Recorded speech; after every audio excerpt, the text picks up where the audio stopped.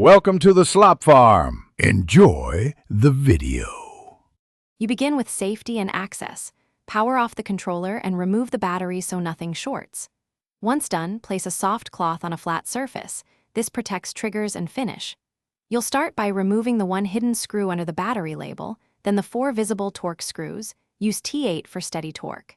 Make sure to keep screws grouped by position, because reassembly depends on their exact locations.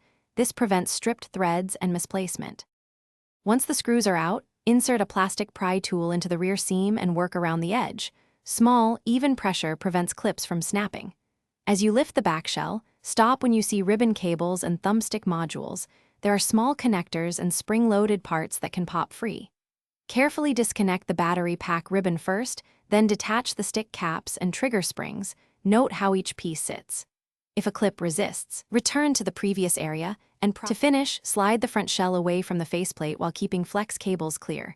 Lift straight to avoid stretching ribbons. You now have full access to buttons, contact pads, and springs. Inspect them for wear and debris, and note placement for reassembly.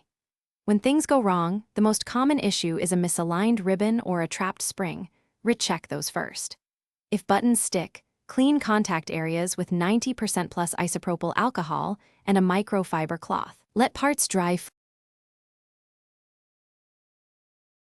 Thanks for watching. Consider subscribing if we helped you today.